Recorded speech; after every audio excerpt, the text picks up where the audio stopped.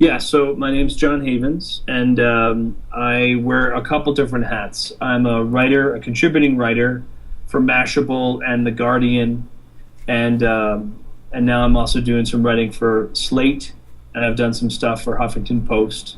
And I've written for years about the intersection of technology and culture. And I think a lot of people would say I'm also fairly ethics focused. And I created about 2 years ago a nonprofit foundation called the Hackathon Project.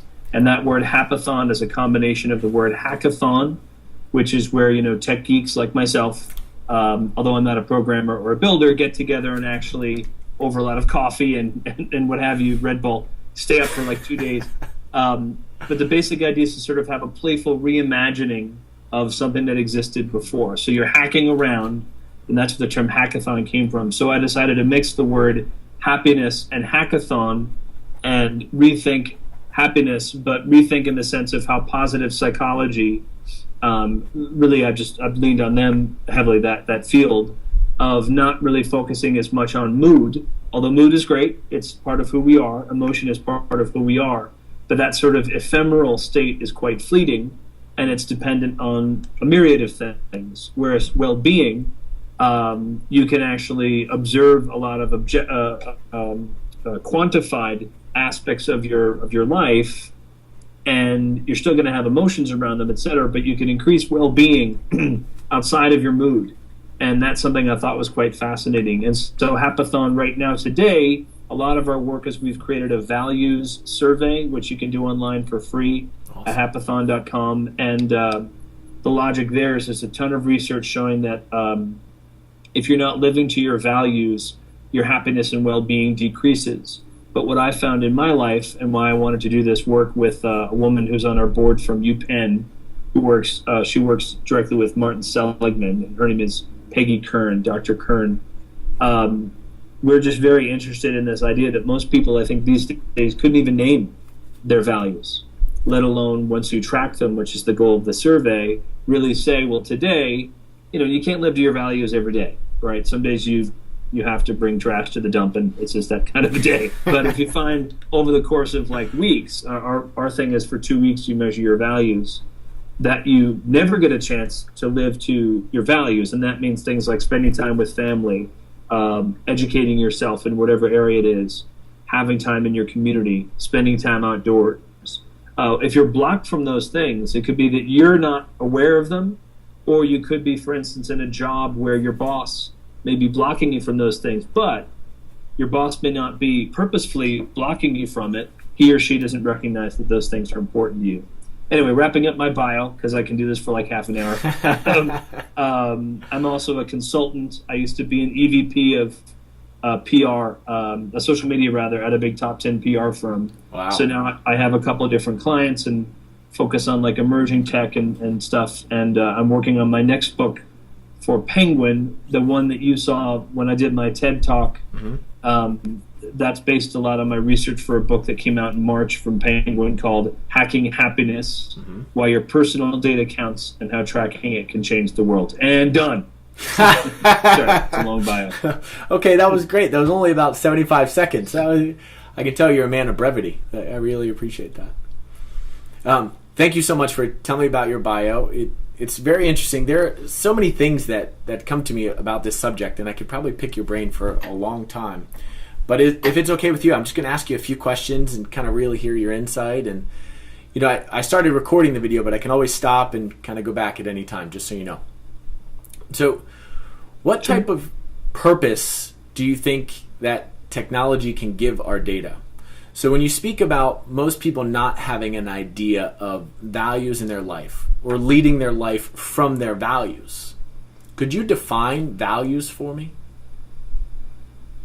Sure. A lot of it has to do with journaling. If a person has ever kept a paper journal, I think a lot of times people, I think I mentioned this in the TED Talk, you hear quantified self, and I love apps myself. We're trying to build one if we could ever get the funding. Apps are awesome, but apps are a delivery mechanism of content based around helping you change behavior. So you can have a paper journal, And really the magic, as it were, of quantified self, the reason I've fallen in love with the idea of taking a measure of your own life is it's sort of a natural extension of what I've done for years. I used to be a professional actor and I'm a writer, so a lot of my life has to be, to the best of my knowledge or ability rather, objectively looking at myself, or when I used to be an actor, objectively looking at a character I was going to play, so that I wouldn't judge them when I was trying to sort of inhabit, who they were, kind of get in their skin.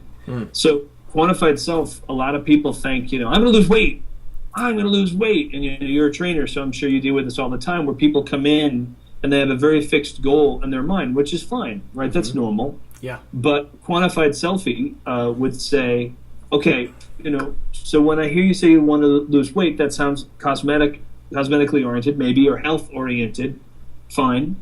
But let's take a bigger lens and think about things like, and you, I'm sure, already do this, how does your sleep affect your exercise regimen? How does your diet affect your exercise regimen? Well, a quantified selfie would pull that even farther back and say, well, how about your moods?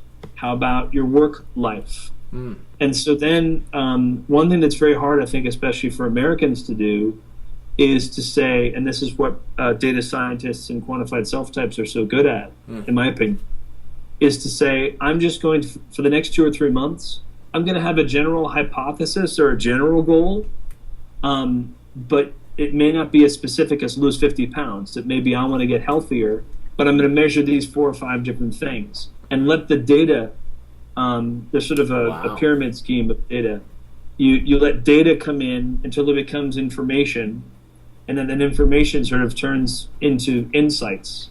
So if you're tracking things like sleep, exercise, weather, and food, it's obvious that if it pours rain for a whole week, you may not get to run that week, right?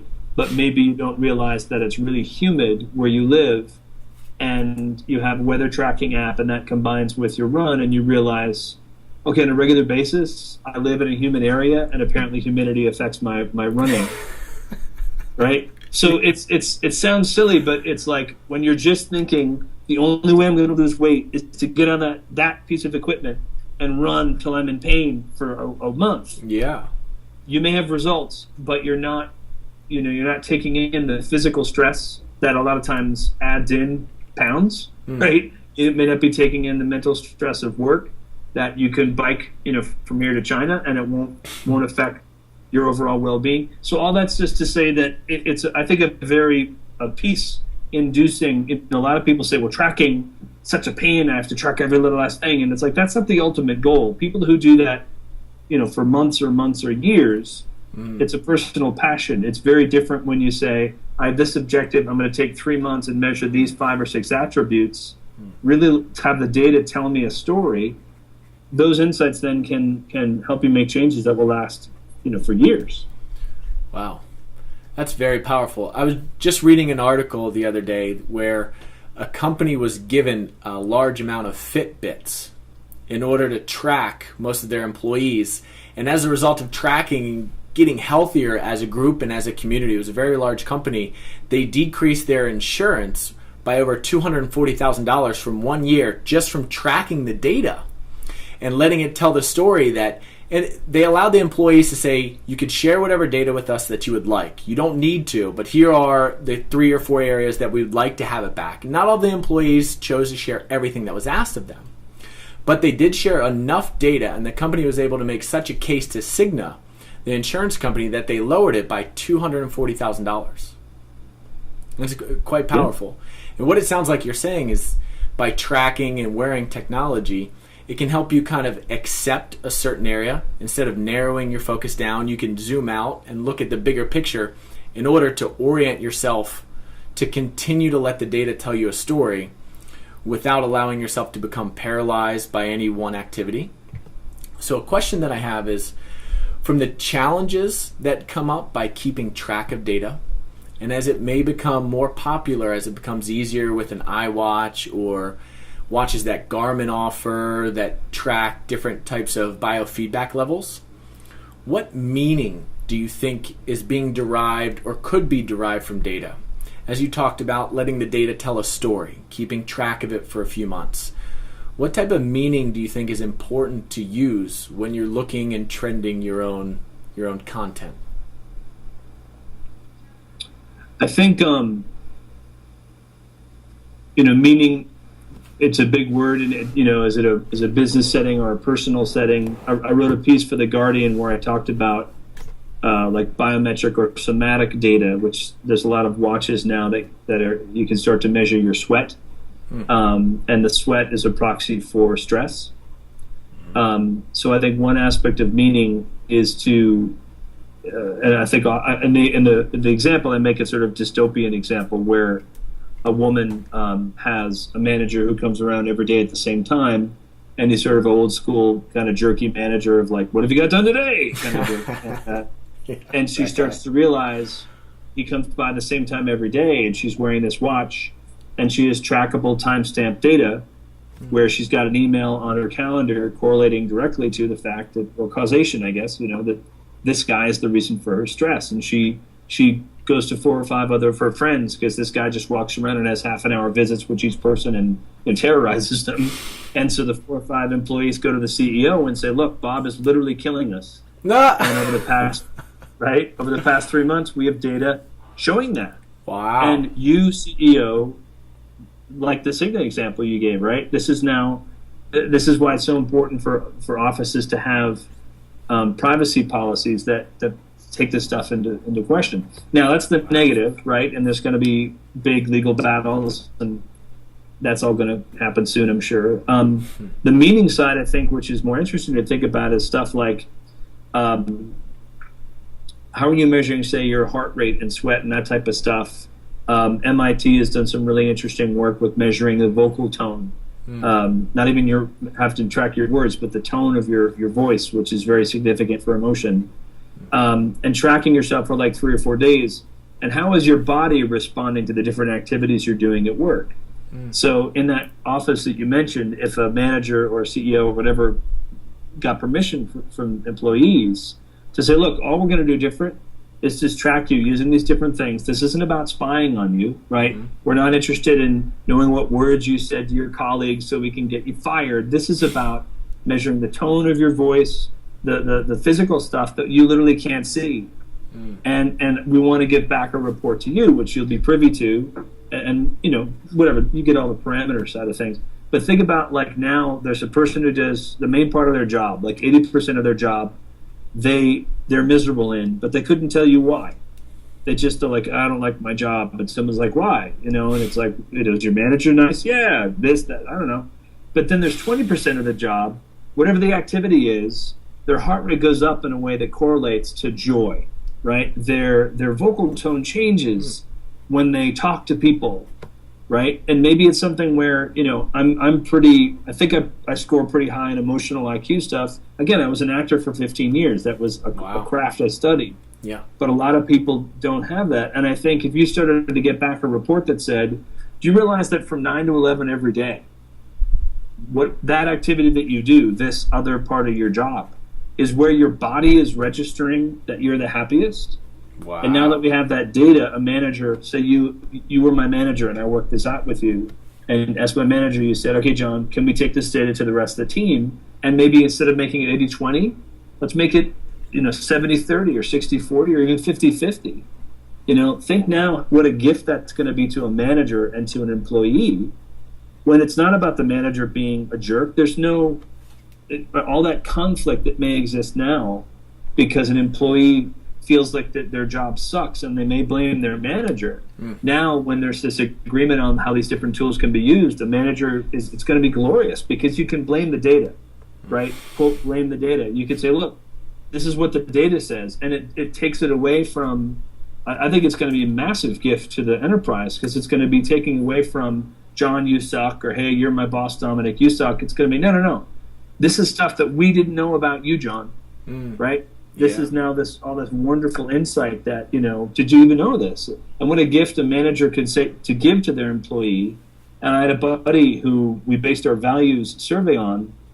His name is Konstantin, real amazing quantified self guy. And Konstantin Augenberg is his name. And he took data like this and went to his boss and said, you know what, I found out that I thrive. I have a flow state when I do X, Y, and Z, and I only do that about 30% at work now. Can I up that to 10%? Wow. And I'll track it, and can we see how it goes? And what boss is not going to be like, oh, you self-directed, found out where you're going to do better work for me? Like, oh, if that person says no, they're an idiot. So he came back, and the boss was thrilled, and now he's shifting. He's making the job that he truly loves, wow. and everyone is benefiting.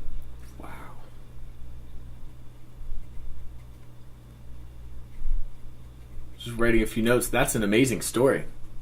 All the way around, it sounds like an amazing way to apply data in a managerial setting, in a work setting, and when you're able to find kind of that 80-20 of the 80-20, those people who are able to be self-directed enough to where they can actually take their data and apply it in real time, that sounds like somebody who's on the fringe of artificial intelligence, pattern recognition, pattern design in such a clear way that they're able to take it and apply it right away without any lag time. And I think that's quite a special person. So it's interesting to hear that. How do you say his name? Kleston Augenberg? Here, I'm going to have for you Konstantin Oh, cool. Augenberg. And I can get you the link to some of his. He's great. I'll send you links to his work. He's on our committee for Hackathon, and he's great. Wow, that's absolutely amazing. And you brought up the concept of the 80-20, and it made me think again about the personal data economy. And these are relatively new terms for me, actually completely new. But thinking about tracking results and numbers with training clients, I can understand the power of data.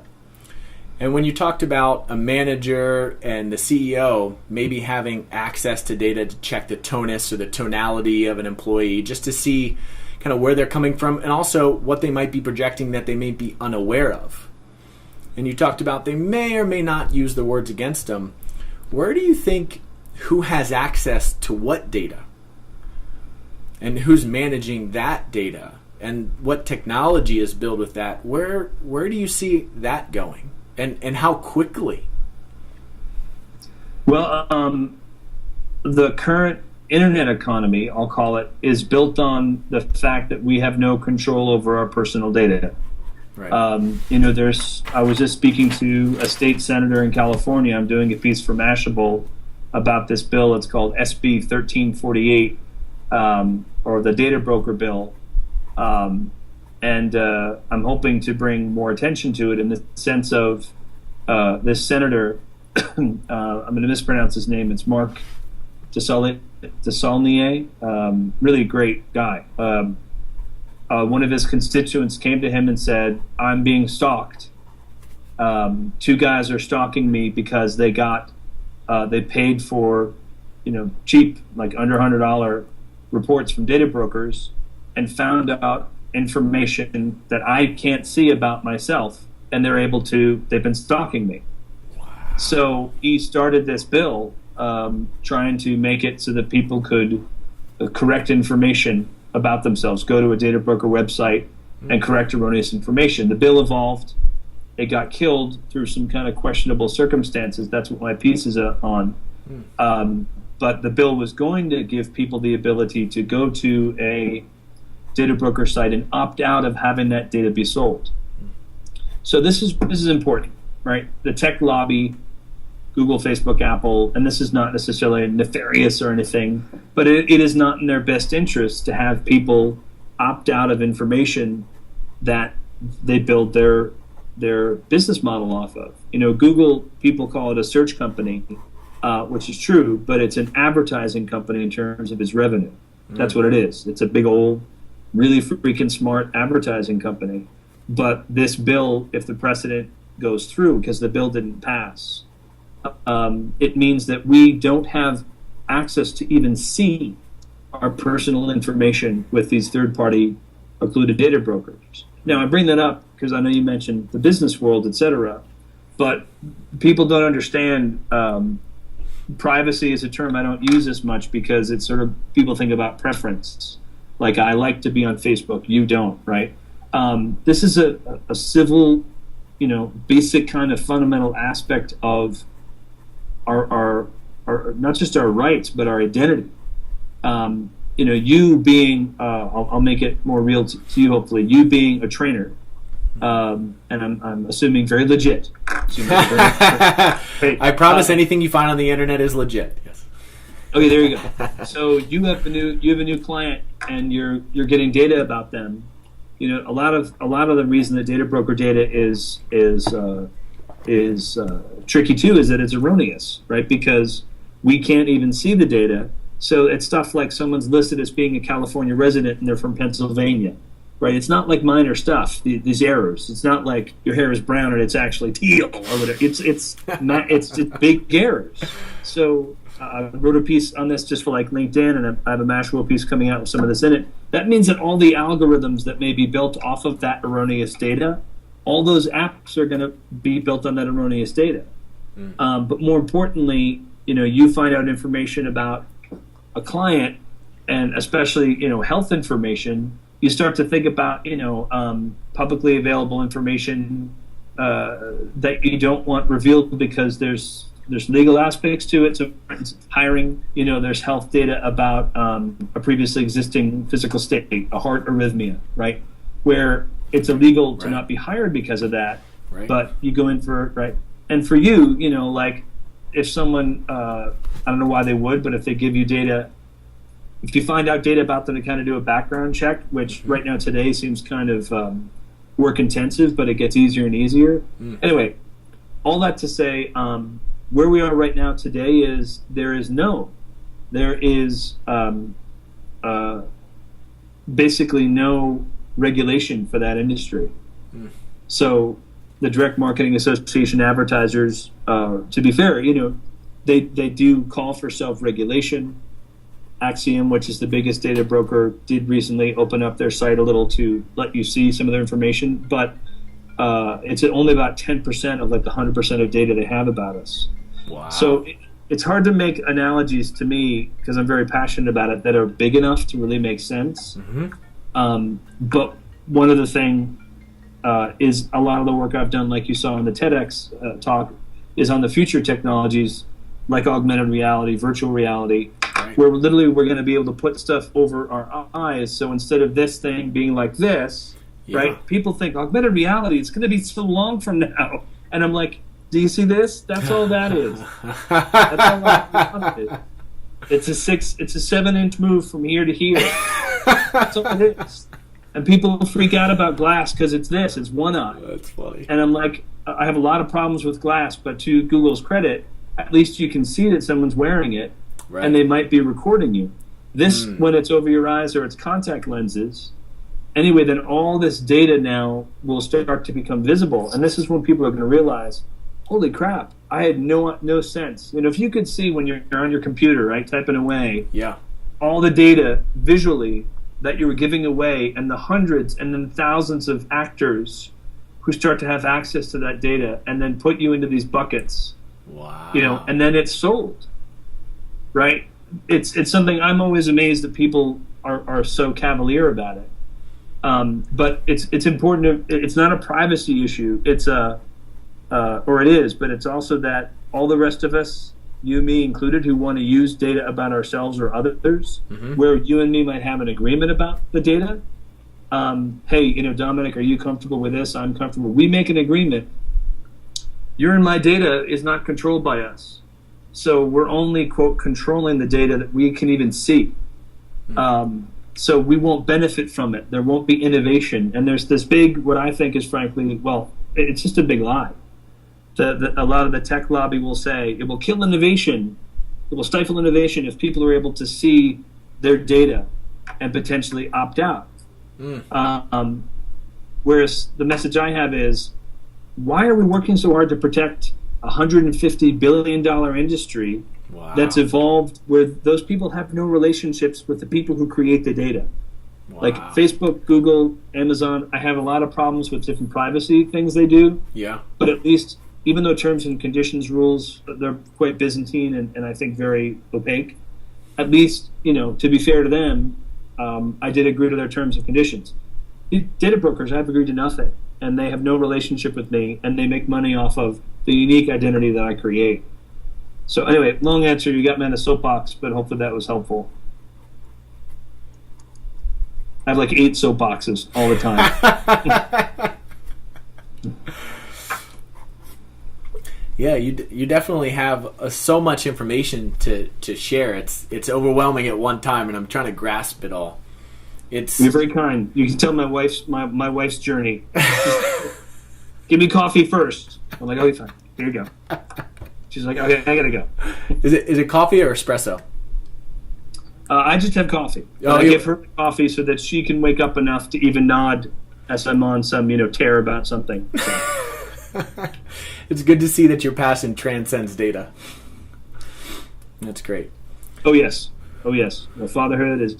I think the whole thing about the personal data thing, which just bums me out, which is is a huge understatement, but is.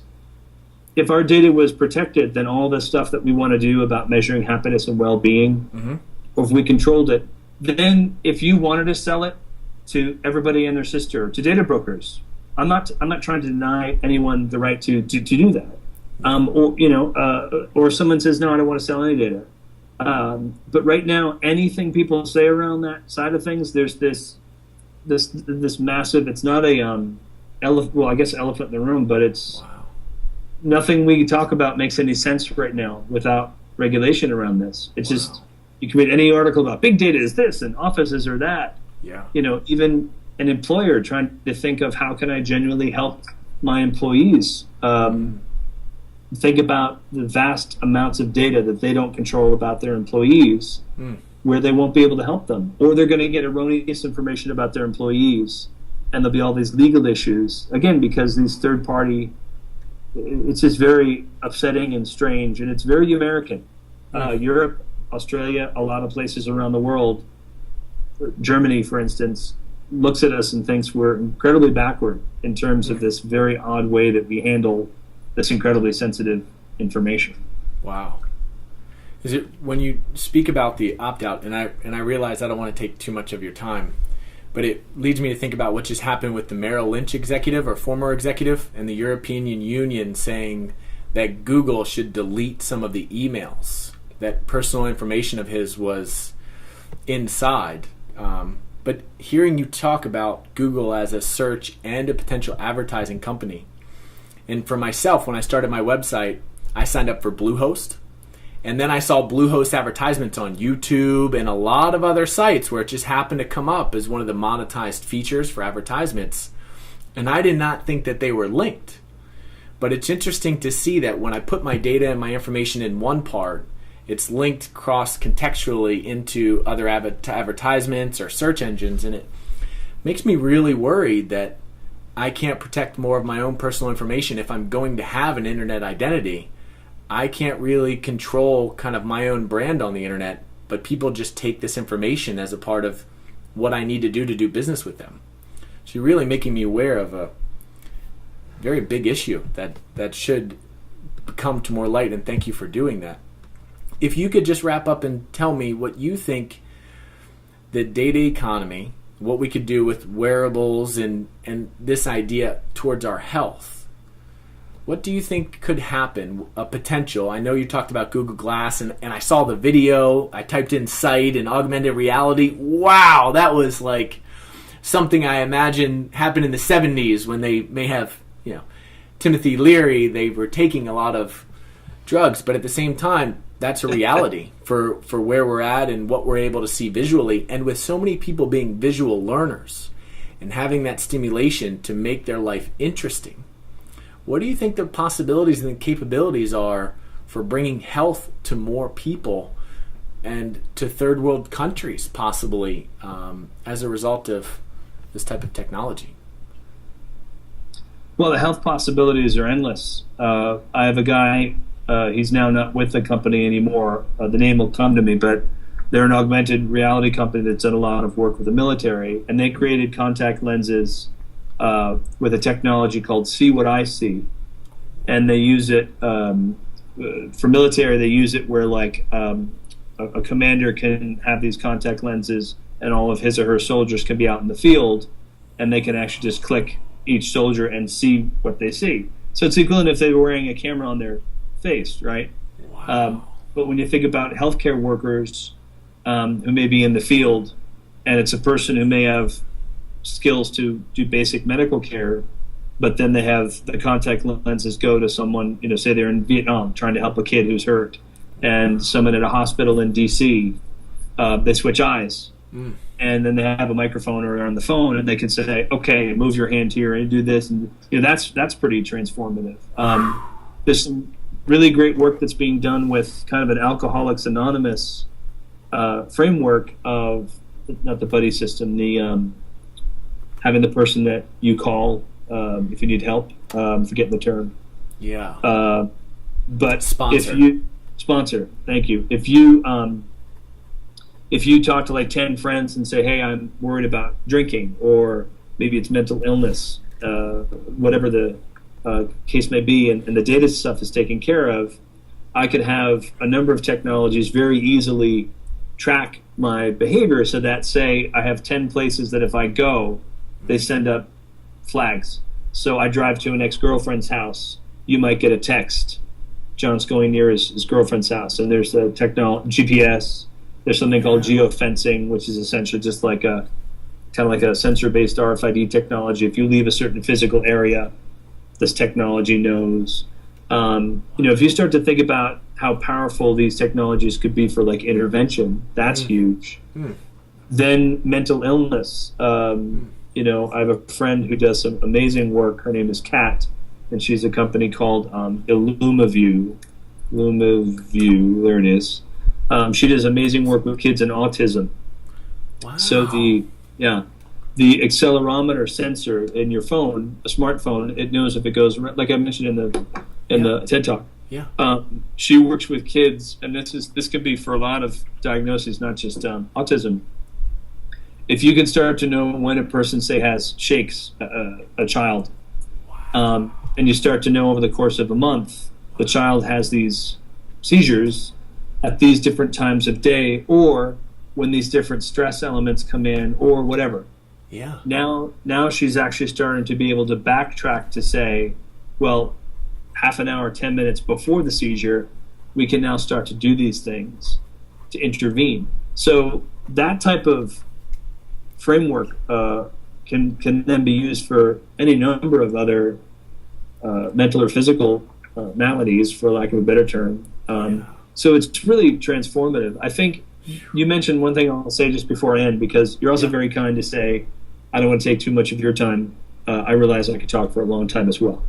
But the thing I'm writing about now, which I think is important to understand too, is this idea of algorithms, machine learning, artificial intelligence. There's so much about it that's just awesome, right? In terms of Amazon knowing what books you like, what you don't. But we're getting to a very strange time. And there's movies like Her that have come out, where a lot of what I'm concerned about now is a sense of where can you use all this glorious technology to help you learn about yourself? When do you kind of cross a point where the technology may be starting to sort of give you preference recommendations based on the bias of the algorithm that was created by a human, where you weren't involved in that process?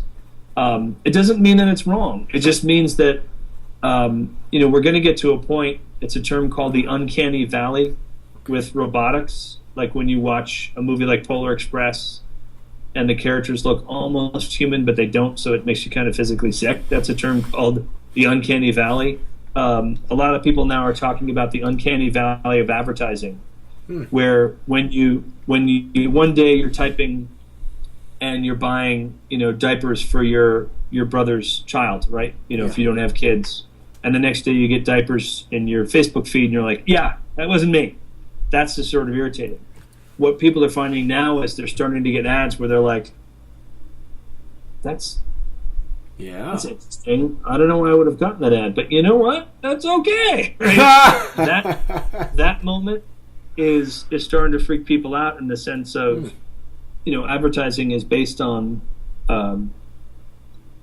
manipulation is a strong word, but that's what it is. It's about knowing your intent, understanding your behavior, and inserting things at the right time to incentivize you to buy. Right. So there's nothing evil about that, except to say that with all these great technologies, the algorithmic mindset has become the norm. And that means that we aren't allowed to discover things on our own sometimes. We'll be introduced with data that's created with a bias. Right now, the majority of the bias is advertising based. And one thing, last thing I'll say is, Google isn't a potential advertising company. Google is an advertising company. They do all these amazing, glorious things. The core of their business model is about making money off of advertising. Their email, I just read this great article about it. Their email, for instance, service makes very little money. The data mining and the data profiling they do informs the advertising side of the business, which is the main driver of revenue. So, Google X, $50 million to teach girls to code. For Google, 50 million is a rounding error, right? So that's a good PR thing, and it's a great thing. Don't get me wrong. Teaching girls to code is awesome, but at the end of the day, the data broker stuff, all that, that hasn't changed, and the tech lobby, which includes Google, Facebook, etc., are fighting incredibly hard to keep us from ever even seeing our data. And I think it's like 2 or 3 more years where most people don't care about this. And if this stuff doesn't get settled now, it can't come back. That's the thing I like to frighten people with, is like, that genie's out of the bottle, and there's laws set about this. It's not like 5 years from now people can be like, I would still like access to my data. Right. It's a done deal. Wow. Anyway, and done. Thank you so much, John. There was so much information in there. What I'm going to do is I'm going to go ahead and end the recording on that note, and then just speak with you just for a moment, if that's okay. Yep, sounds great. Thank you. Awesome. So let me go ahead and turn this guy off here.